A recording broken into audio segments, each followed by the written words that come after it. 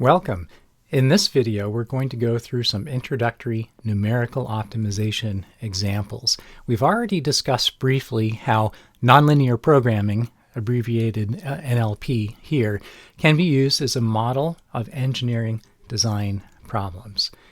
We are going to talk a little bit more about this concept of nonlinear programming as a model, and then also talk briefly about optimization problem visualization and how this can help us in discussing not only mathematical optimization, but also how it applies to engineering design problems. And then finally, we're going to go through a handful of example problems where we are stepping through how to use numerical solution algorithms in MATLAB to solve these simple optimization problems. We're going to go through a one-dimensional optimization problem, and a two-dimensional optimization problem, both of which have constraints. Nonlinear programming, a model of engineering design problems. Engineering design problems can be formulated or modeled as mathematical optimization problems when we are using an engineering design optimization approach. And one possible example formulation is based on nonlinear programming or continuous optimization with nonlinear objective and constraint functions. We can have inequality and equality constraint functions, and the constraints can also be linear constraints as well. This problem is then solved using solution methods for mathematical optimization problems, and in practical engineering design optimization problems, we usually need to use numerical solvers, and we'll talk a little bit more about why that is today, and then we'll also experience why that is really a critical element of engineering design optimization as we go throughout the course. If the problem that we're using as a model of the engineering design problem is solved successfully, then the result is a design that's optimal with respect to this optimization problem formulation. And remember, this problem formulation is a model or an approximation of the engineering design problem. So the resulting solution to this mathematical optimization problem, it is optimal if we have satisfied optimality conditions. It is optimal with respect to this problem, but because this mathematical optimization problem is a model of the real engineering design problem, there is probably going to be some gap. The resulting design is only approximately optimal with respect to the real engineering design problem. A successful effort for engineering design optimization will produce some results that could be in the form either of some quantitative design information, such as what is the optimal design, or there are other quantitative pieces of information that are useful, or it could produce some maybe more qualitative design insights as well, and both types of information can be useful. So for us to have a successful engineering design optimization effort, we need results that are actually useful for the underlying design problem that we're trying to solve and that we're using optimization to model. Also, this formulation and solution process is usually an iterative process. We gain knowledge along the way about how we might improve the engineering design optimization problem so that it reflects or is more accurate with respect to our actual design goals. So, in other words, in engineering design optimization, we are interested in generating a nonlinear programming model that is a model of the actual engineering design decision problem. We start off with a framed engineering design problem. We define what is the scope of the problem we want to solve, what are the assumptions, what are our primary design goals, and we go through this process to take this information and model it as a mathematical optimization problem. We'd like the problem to be well posed mathematically. We'd like it to be solvable, but we'd also like it to be something that approximates the original design problem well. And here in this class, we are focusing on problems where the mathematical optimization formulation takes this form, or nonlinear programming with nonlinear objective and constraint functions. And we've talked briefly before about the specific form of the constraints. This is what we call negative null form.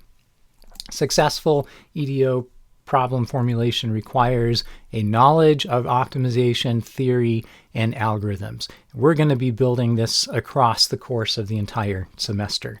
Application knowledge, and this is something that I assume that all students coming into the course have some knowledge of, and this is going to be widely varying from undergraduate students who are just a few years into their program to graduate students maybe who've already been doing fairly advanced research in some application domain.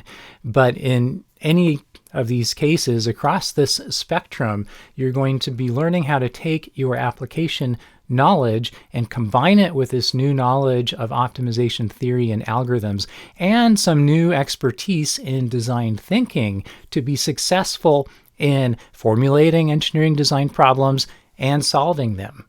This formulation and solution process is an iterative process. So if this represents the problem formulation step, we have more than just formulation and solution. We can perform analysis on the formulation directly. We might need to do some iteration right there in adjusting the formulation. Once we're happy with the formulation, then we can move on to problem solution. And this can require a lot of effort if we are needing, say, to develop some sort of new model for predicting the effect of design changes for whatever system we are designing. So going from the initial formulation to implementation and actually solving the problem, it can require quite a lot of investment. But once we get the solution, then we need to look at it fairly carefully. We need to do some solution analysis. We're going to learn in this class how to do that and interpret what the results are. Is this something we can be confident in, or is there something that gives us a little pause and we should dig a little bit more deeply, or maybe just gather or process some information that's going to help us to refine our problem formulation. So this is iterative, and usually we can improve our formulation fairly significantly as we go through this process through direct formulation analysis, insights gained through the process of creating the predictive models needed for design optimization, and then also this solution analysis step that we're going to go into a lot more depth later in the semester. Design optimization problem formulation elements. What are the things that we need? We've talked about the three main dimensions or elements of problems. Here's another slightly different way of thinking about it. We need to know what are the system variables. So design variables, these fall in this category of system variables. These are our design representation. We may also have some state variables involved, and this relates more to the modeling of the system. How do we describe the state of the system? Parameters, these are, well, we use this term parameter specifically in the language of engineering design optimization to refer to variables that we are holding fixed during the design optimization solution process. So these are fixed quantities. And often we have some flexibility in what we choose to use as a design variable or to specify as a fixed parameter. And maybe we do some different studies where we try different sets of design variables. We allow some of them to vary freely during optimization and hold others fixed. There may be a variety of reasons we want to do that. Of course, related to modeling, there may be some different natural constants that are involved. And then mathematical relations. We have equalities and inequalities that show up as constraints right in the optimization problem. We also have other, what might be thought of as implicit relationships that are involved in the problem that relate design variables to objective and constraint function values through some sort of function definition or maybe a simulation. Design variables are the independent quantities that, at least in an engineering design optimization context, we are varying. And something that's really important as you are learning the basics of design optimization is that you choose these carefully such that these are things that an engineering designer has direct control over. So things like geometry, usually we have direct control over. But other things like maybe material properties or inertial properties, these are things that we might not have direct control over, and they could be either constants or they could be dependent variables. And if we end up trying to use something like that as an optimization variable instead of an independent design variable, then we can run into problems. And we're going to learn as we go more deeply into problem formulation and analysis what kinds of issues can arise if we make decisions like that. As we mentioned just a moment ago, design variables are often interchangeable with parameters. We might try different sets of what things are allowed to vary versus what things are held fixed.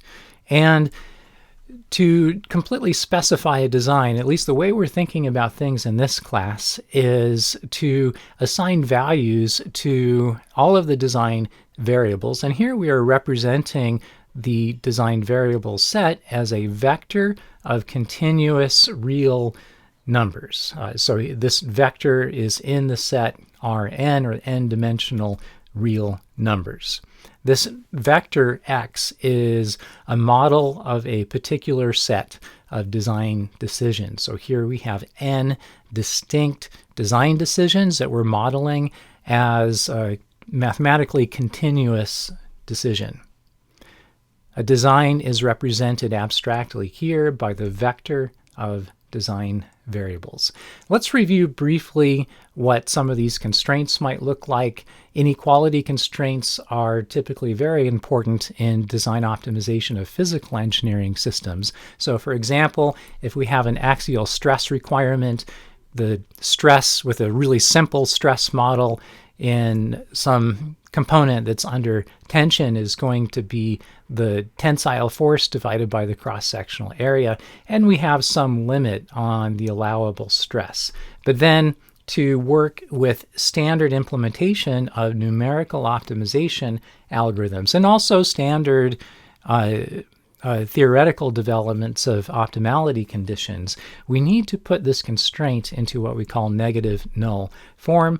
We essentially want to define the constraint function here, g of a, such that if the output of the function g is less than or equal to 0, then the constraint is satisfied, or the design is feasible. Here I'm just using as an example the cross-sectional area of this tensile member as a design variable.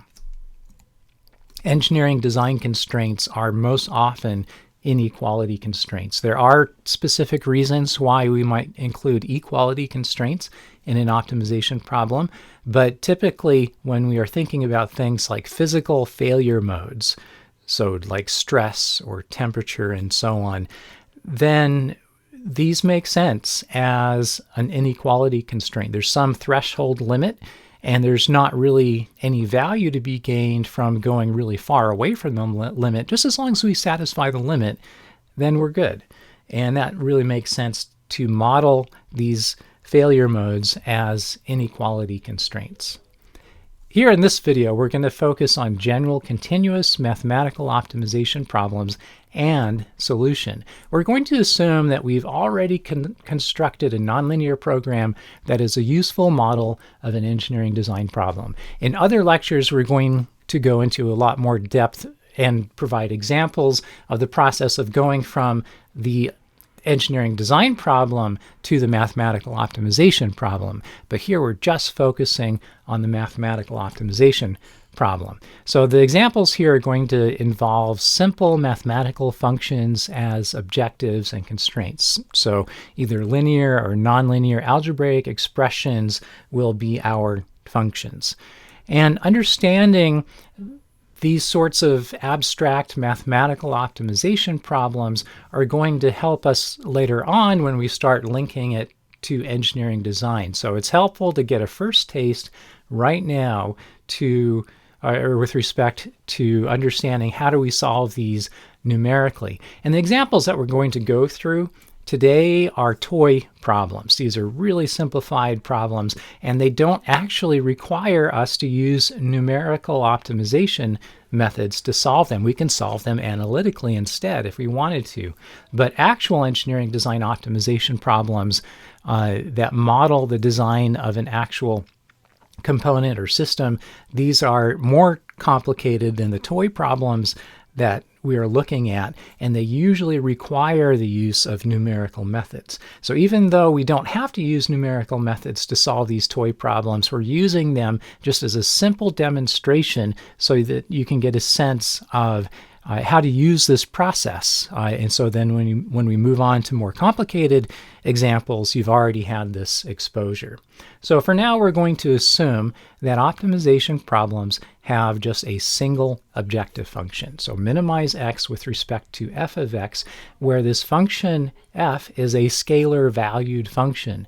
So we have as input to the function f this vector, the design vector x, but then the output of this function is one-dimensional. The constraint functions, these can be vector valued. So both g and h, they can have as their outputs a quantity that's more than length 1. We can have many different inequality constraints and many different equality constraints. It is possible for us to formulate multi-objective problems, and it turns out this is actually really important with a lot of design problems when there are conflicting trade-offs. So for example, cost versus performance is a very ubiquitous sort of trade-off in engineering design. We're not going to get into multi-objective problems just yet, so I just am pointing this out mainly so that you're aware it's a possibility. And so a multi-objective problem is essentially minimizing a set of objective functions. We could just think of it as a set, or we could think of it as a vector-valued objective function where we have two or more outputs from the objective function. This is going to be covered in more depth in a later lecture, so lecture number 5. And practical methods for solving these multi-objective engineering design optimization problems is going to be something we cover in some depth. It's a really big topic, but we're going to focus on a strategic subset of solution strategies that tend to be really useful for solving practical engineering design optimization problems that involve two or more objective functions. But for now, just think in terms of single objective problems. Let's move on to this topic of optimization problem visualization. This is something that's possible in lower dimensions, meaning the number of design variables or optimization variables, the input to the objective and constraint functions. It's possible to visualize what the problem looks like in 1 or 2 dimensions, and sometimes it's possible when we have 3 variables. There are some techniques that we can use for that. Using this sort of visualization can be a really helpful abstraction of the original engineering design problem. There are a number of things that it provides for us. It is insightful to visualize the optimization problem space as a constrained surface. We're going to be talking a lot about things like design space or objective function space. And this gives us some language for discussing a lot of key optimization topics and as it relates to engineering design. I'd like to point out an article to you called the Design, or that's focused on the design optimization paradigm. Here's a citation, and if you go to this website, you can download a copy of this article. It's also up on the course website. But it does a good job focusing on this idea of optimization as a model for engineering design, or as an abstraction for engineering design decision problems. These concepts that we're going to go through regarding visualization, in some ways they do extend to higher dimensions, so beyond 3 variables. So for example, the language that we use for 1 or 2 variables applies directly to dimensions of an arbitrary finite size.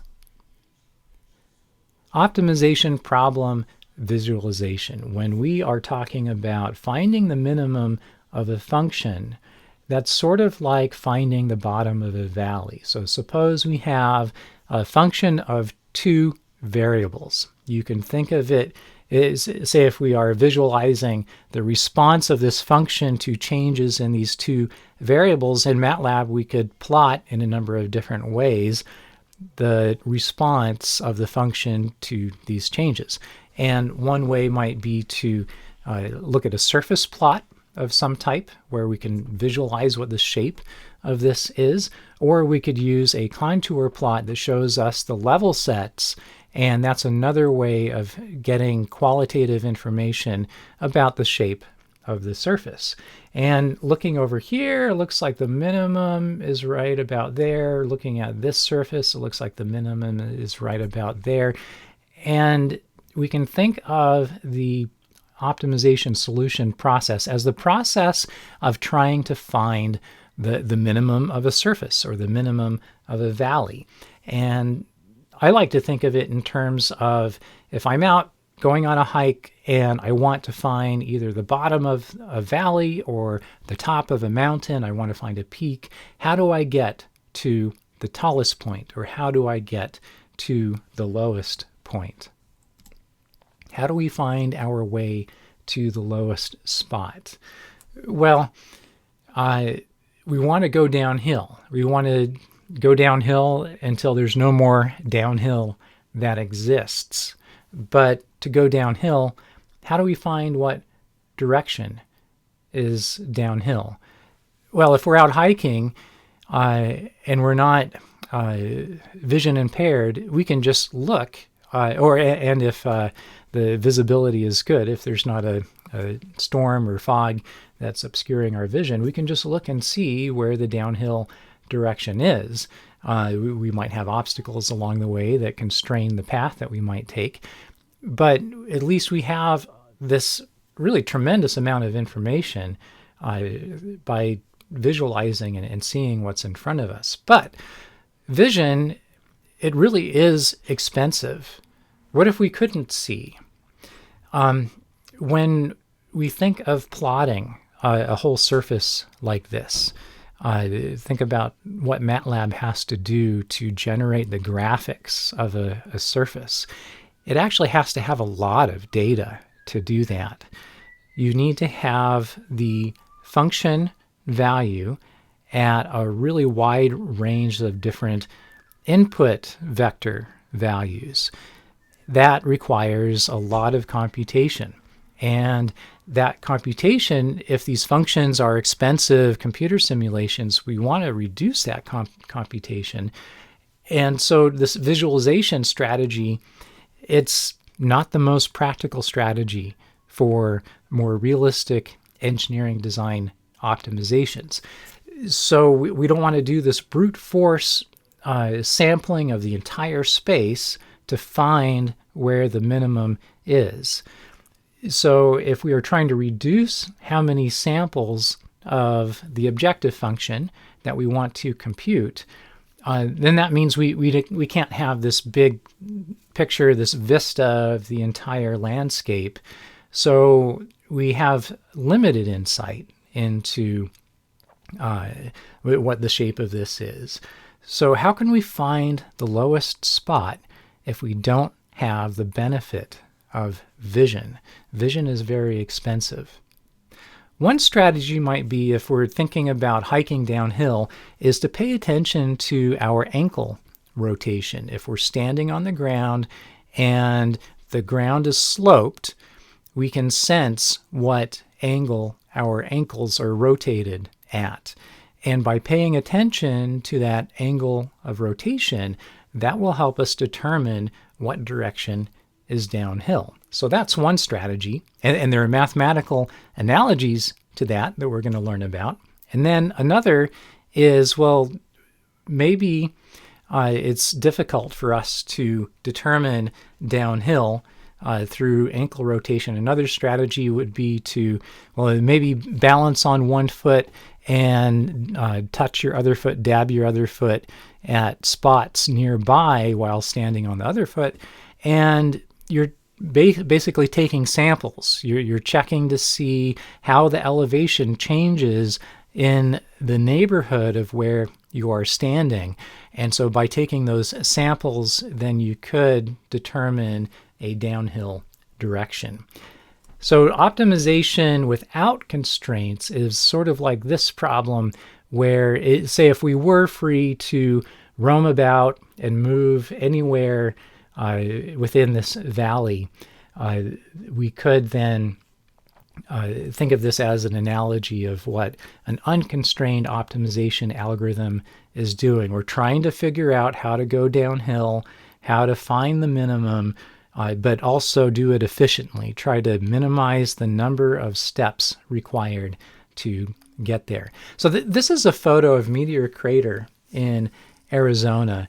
And it turns out that this is not an unconstrained minimization problem.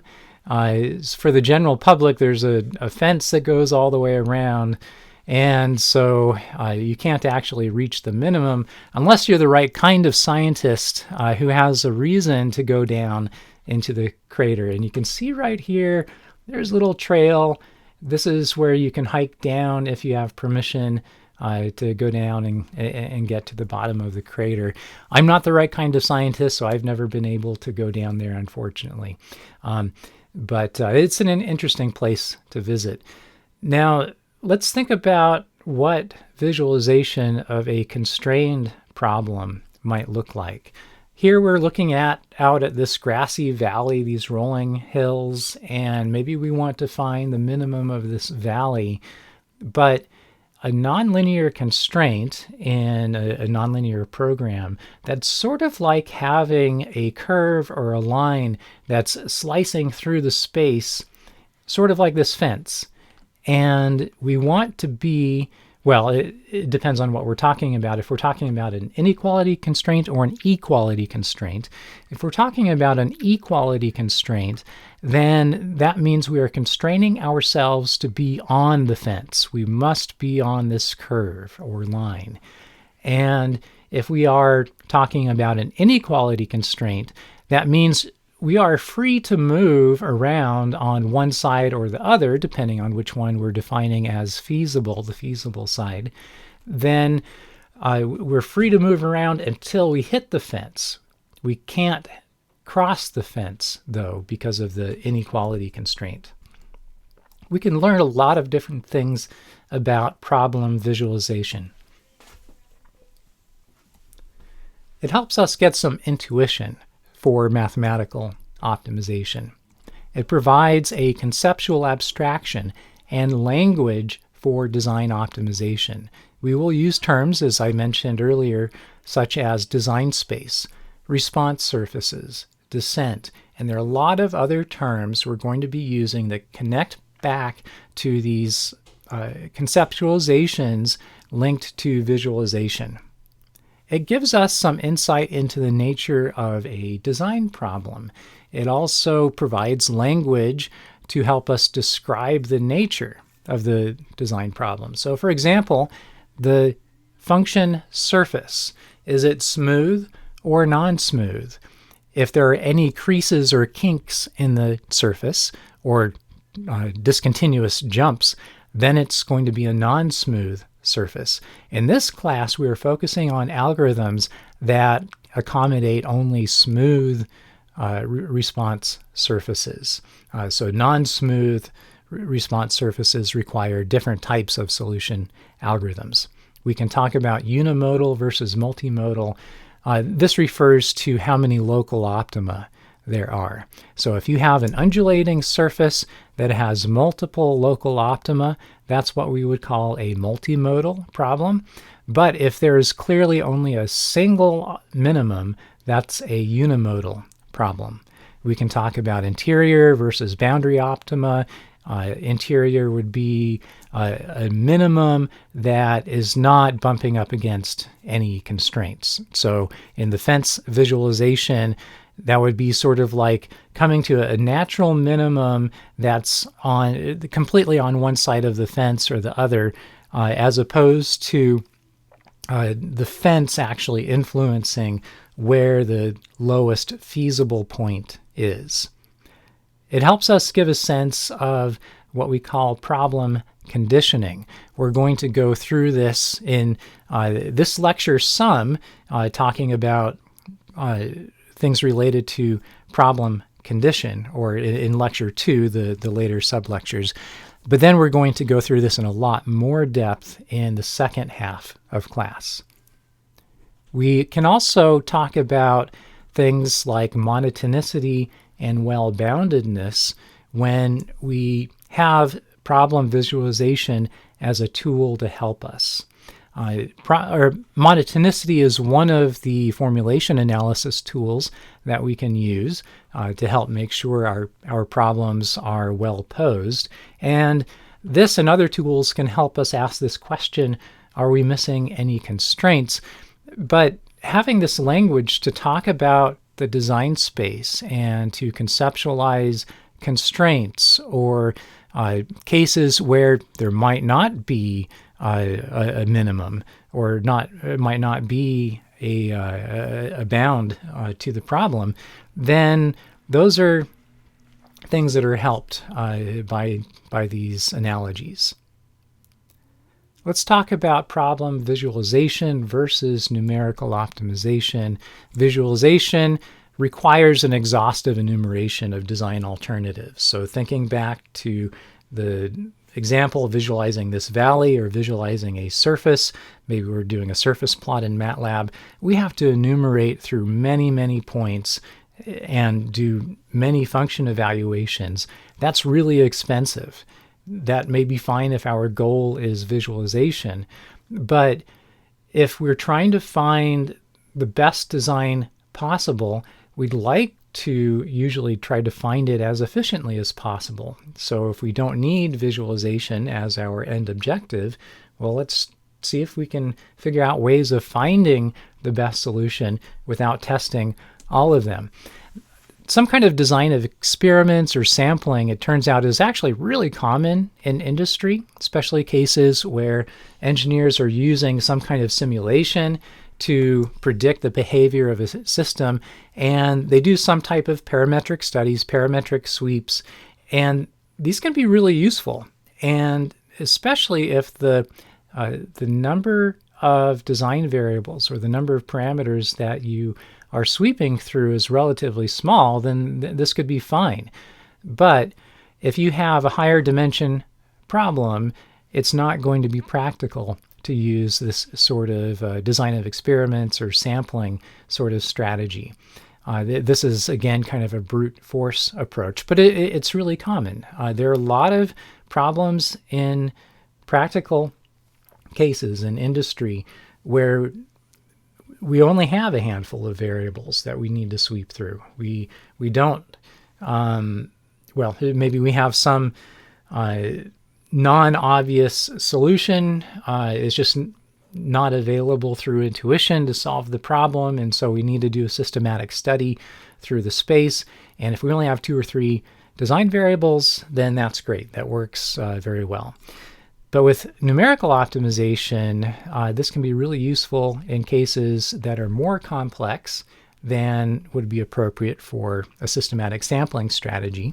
Here we want to find the optimal solution without testing all of the design alternatives. So we want a more elegant approach to finding the best design without just enumerating through all of them. So we want to find the bottom of the valley without sampling or sensing all points. As we move through the rest of this lecture, we're going to assume that it's either impossible or impractical to solve the underlying optimization problem analytically. As we go through the toy problems, that's obviously not the case, but we're going to learn processes that help us in cases where the analytical solution is just not something we can do. Practical engineering design optimization problems usually require numerical solution.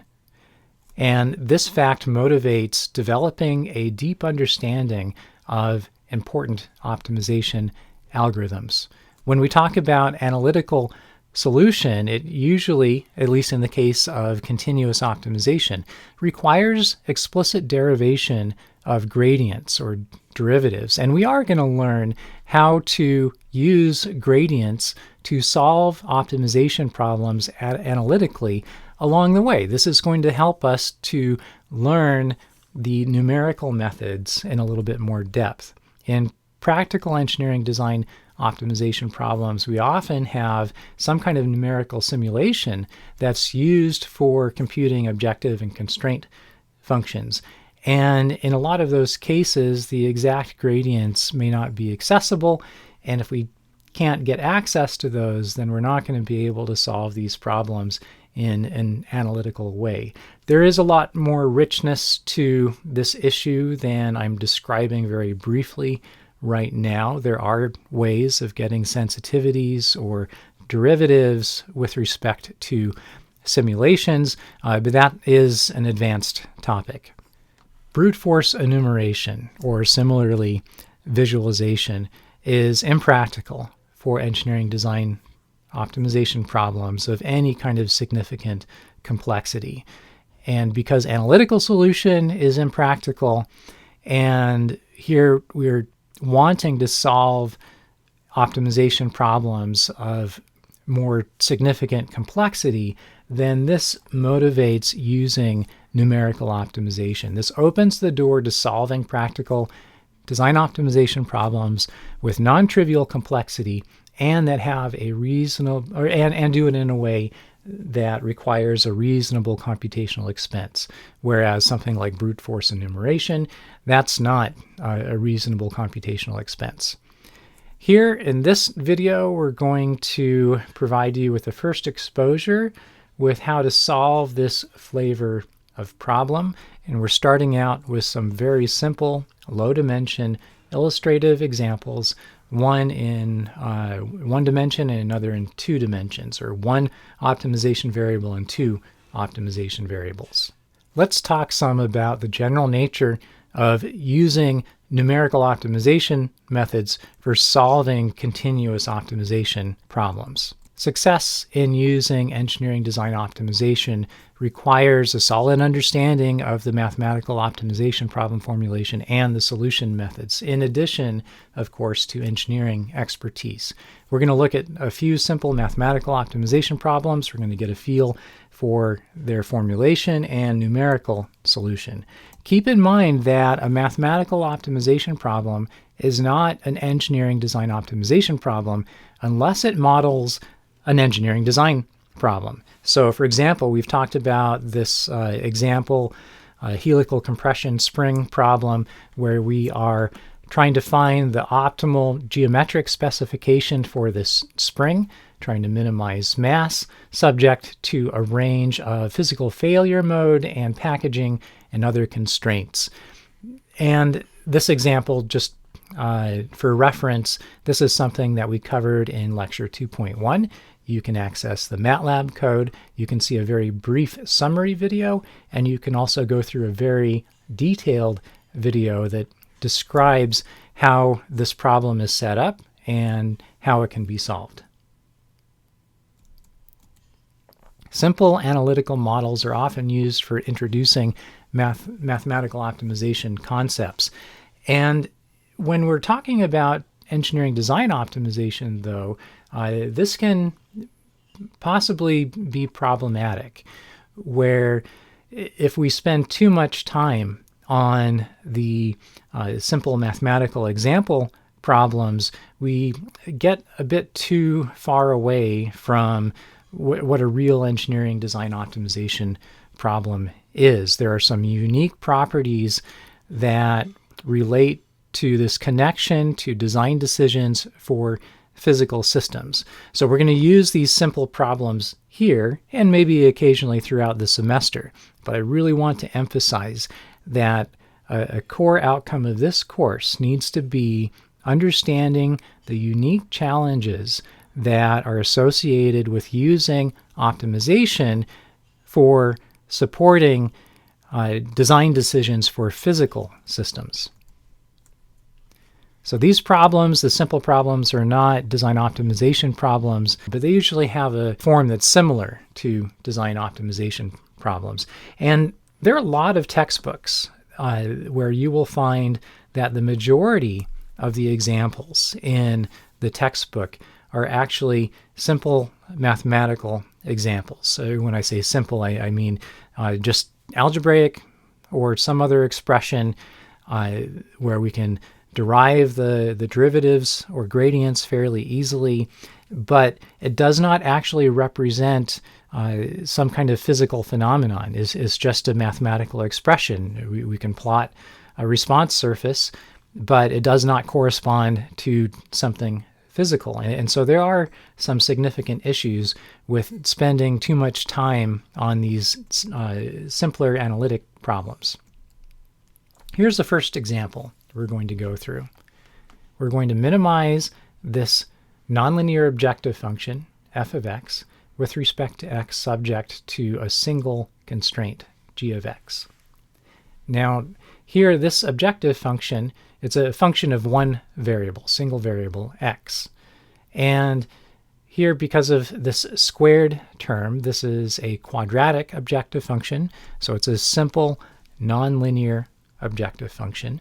And if you think about what sort of shape the response surface might be like, just thinking about quadratic terms, you probably will start thinking about parabolic shapes. And that's the kind of shape that we can expect from this function.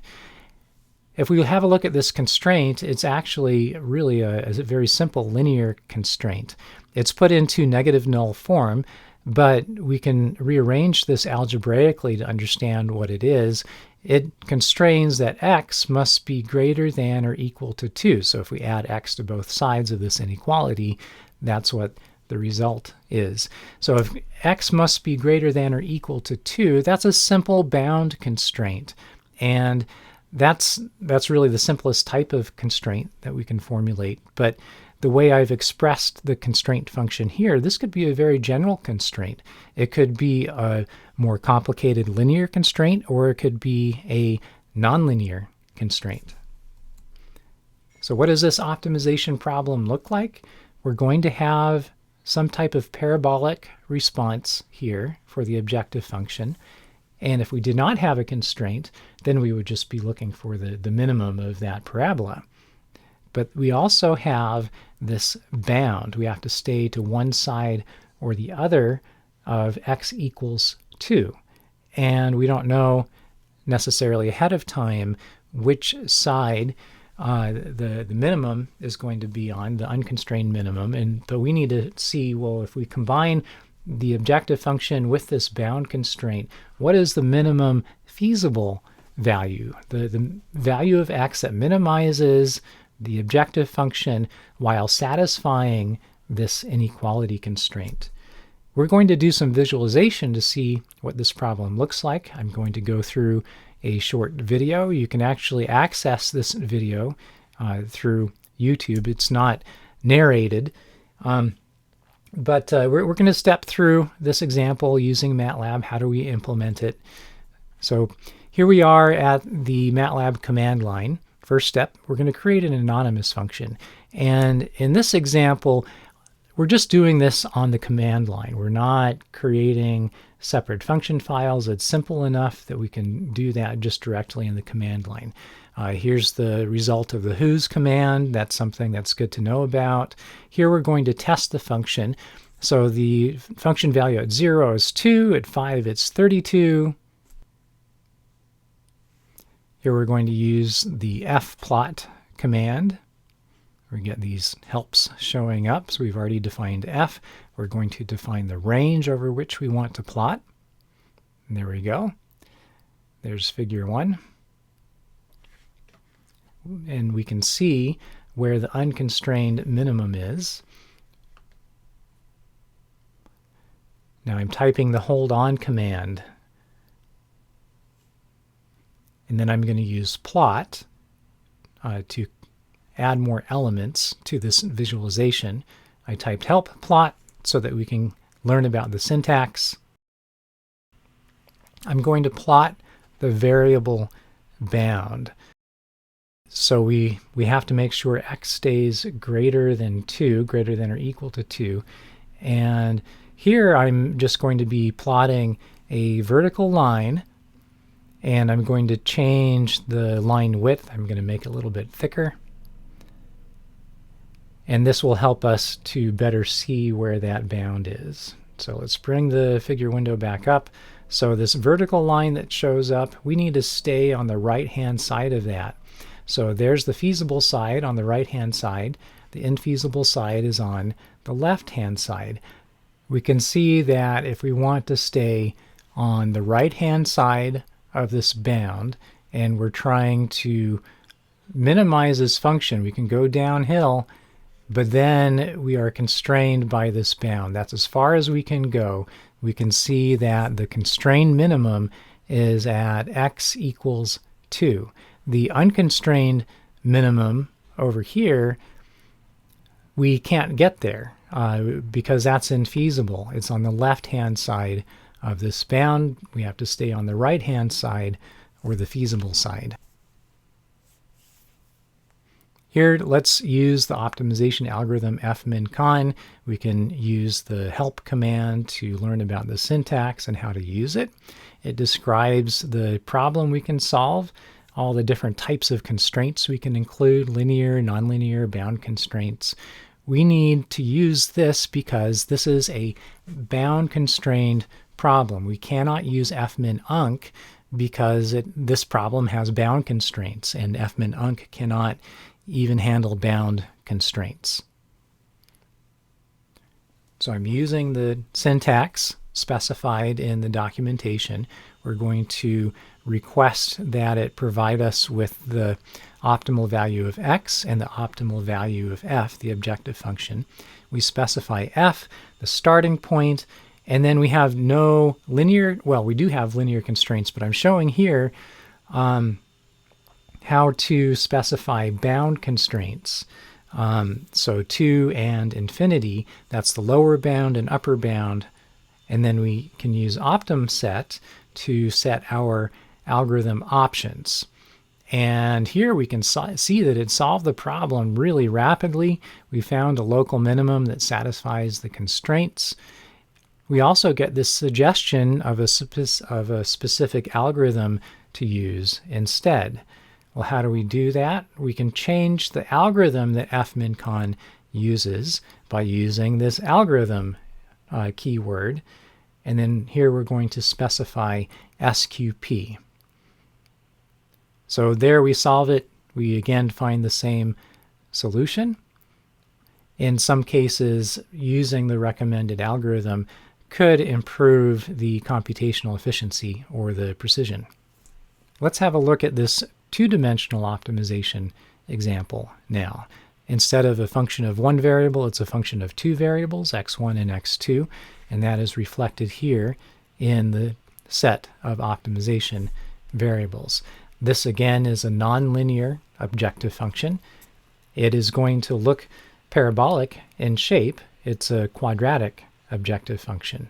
And then this is subject to a linear inequality constraint. This inequality constraint involves more than just x1 or more than just x2. It's combined together. So this is different from a bound. So what does that constraint look like? Well, a linear constraint that's more general like this in a two-dimensional space we can think of as a plane that slices through the space. And where that plane intersects 0, the 0 plane in the objective function direction, that is going to be the boundary. That's going to be the fence that we have to stay on one side or the other. So that's what the optimization problem looks like. We can anticipate we're going to have a parabolic objective function surface, but then we're going to have a line that's defined where the constraint function, the linear constraint function, intersects 0. And at that intersection line, that's going to be the fence that we have to stay on one side of. You can see a video of this without narration by going to this YouTube video. Here again, we are defining using an anonymous function, our objective function, and constraint functions. Here I'm using the dot operator so that we can more efficiently evaluate a batch of inputs, and this is especially important for visualization using plot commands, for example. And here we are preparing these functions in a way that is useful for plotting, for visualization. We're going to need to transform them in a way that is useful for optimization. Here we're defining a 0 surface. I'm just saying no matter what the value of x1 and x2 is, z is equal to 0. That's going to be helpful for plotting. Here I'm using the easysurf command, and this is a function that's been around for a while. It's being deprecated soon, and there are other similar functions that you can use for plotting. So here we're going to plot this 0 surface between -1 and 3 across both variables. So you can see this plane is just where the function is equal to 0. Now let's plot the constraint function. I made a mistake here. We can see the constraint function, but I forgot the hold on command. And we need the hold on command so that we can see both the 0 plane and the linear constraint function at the same time. So we have this linear plane that's cutting through the space, and where it intersects this 0 plane, this is where g of x is equal to 0. And we want to focus on the locations where g of x are less than or equal to 0. That's where it's feasible. Okay, now we have the objective function. It's this curved quadratic surface. We can see where the unconstrained optimum is.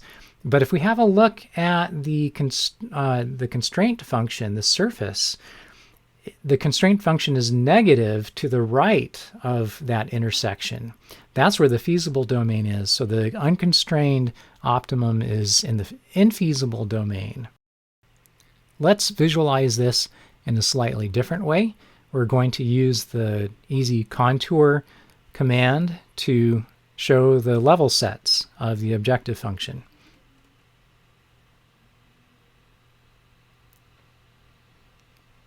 Here are the level sets. We can see where the unconstrained minimum might be there. And now, for visualization, I'm going to define the line that describes where the constraint intersects the 0 plane. And then using EasyPlot, we can plot that. Make sure we have the hold on in place. Pull up the figure window again. And this line right there, that shows us right where the constraint plane intersects. And the constrained optimum, we can see where that was. Now I'm going to redefine the objective function in a way that's compatible with fmincon. We need a single input argument with all optimization variables, and that is a vector. Now, to define the constraint function, I need to do this not with an anonymous function, but with a separate mfile function. And this is because fmincon expects 2 output arguments, the g and h outputs. And you cannot have more than 1 output argument with anonymous functions. So now we are using fmincon. We're using f2, which I defined as an anonymous function. The vector 0, 0, that's the starting point.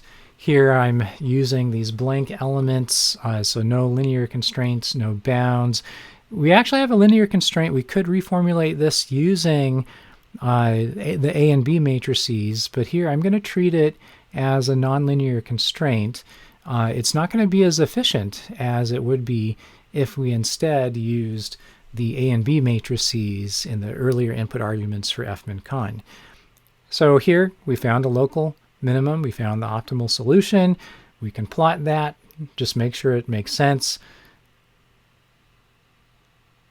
Pull up figure 1 again. Yep, right on the boundary, and that is the smallest value we can get, moving toward the unconstrained minimum, but that's where we hit the fence, basically. Okay, if you want to see more of the videos and code for this and other examples, here are the resources you can go to. Here's my YouTube channel. Some YouTube videos include links to code on MATLAB Central, or you can just go directly to my MATLAB Central profile. Also, there are examples on the course website in the file section. You can go to lecture examples. There is some duplication between what's up on MATLAB Central and what's up on Canvas. I believe there are a few things that are up on Canvas that are not on MATLAB Central. This lecture is related to a number of others that we've gone through. In lecture 1.3a, we went through a MATLAB overview, and this one is not available publicly.